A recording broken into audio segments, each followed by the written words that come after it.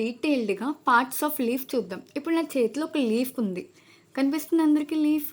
So, it is a leaf.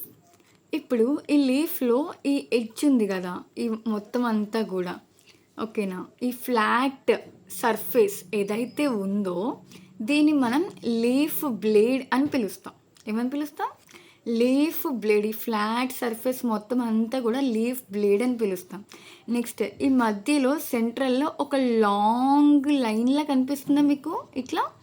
దీన్ని main vein అని పిలుస్తాం. ఏమని పిలుస్తాం?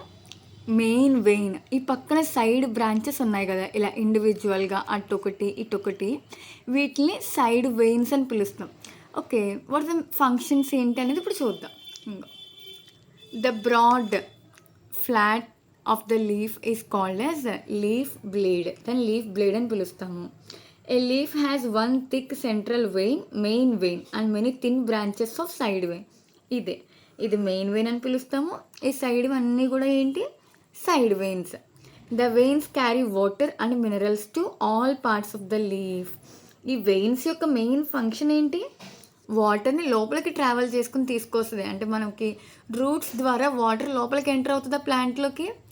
రూట్స్ మెయిన్ రీజన్ అనమాట ప్లాంట్స్లో వాటర్ అబ్జర్వ్ చేసుకోవడానికి. ఇవి ఆ రూట్స్ నుంచి అలా పైకి ట్రావెల్ చేసుకుంటే వెయిన్స్ ద్వారా మనకి ఏం చేస్తుంది? లీఫ్ లోపలికి ఎంటర్ అవుతాయి. The same veins also transport food made in the leaf to other parts of the plant. ఇక్కడ వీడు ఏం చెప్తున్నాడు? ఒకవైపు ఇక్కడ ఈ వెయిన్స్ అనేది 2 ఫంక్షన్స్ చేస్తున్నాయి. ఒకటి ఏంటి? లోపలికి వాటర్ని తీసుకొస్తుంది. ఇంకొకటి రెండో ఫంక్షన్, ద మెయిన్ ఫంక్షన్ ఏంటి?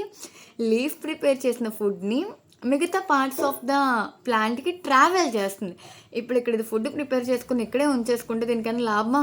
ప్లాంట్ అంతా ఫుడ్ అయినా చేరుతుందా? చేరదు కదా!